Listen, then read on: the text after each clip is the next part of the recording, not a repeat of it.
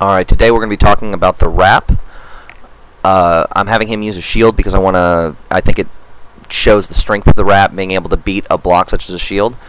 You can use it against other combos, but I believe that the wrap is best used against a shield. Now we can do this either shield foot forward or sword foot forward. I'll start sword foot forward.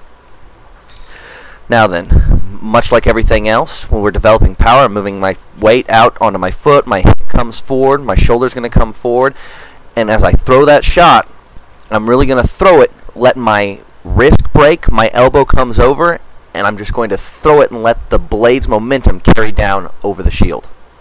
Alright, once again, I'm throwing it, I'm breaking high and letting the sword's momentum carry over the shield. If I was to whiff completely with the sword, it should come straight through like that and almost hit myself. Once again, I'm throwing it over and it really is stopping on him. Alright. One thing you should note is when you're throwing, it should be breaking straight over. So watch as I rotate. There's a slight bob there. I was doing this a little bit too quick, but you notice how it's coming very straight. There you go, coming straight over. We don't want to come around. We don't want to try to hook. That's one of the problems I see a lot of people doing. They try to hook across thinking that's a wrap. We're not hooking over. We want to let the sword break and carry over. Now we're going to look at the same shot thrown to the hip, okay? It'll be very similar, coming forward onto my foot, my hip, my shoulder, everything. I'm just going to cock to the side slightly and throw up.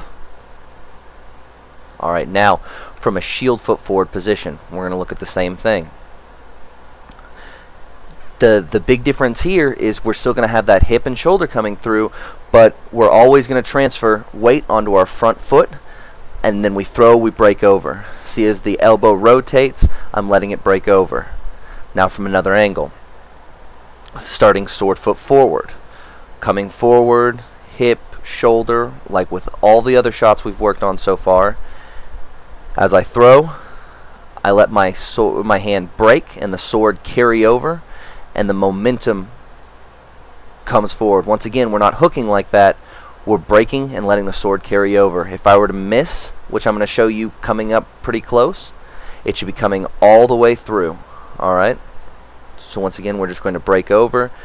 Same thing working here with the hip.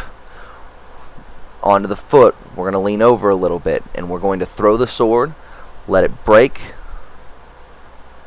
and go up into the hip right here. There again, once again, you see the break right there from the outside.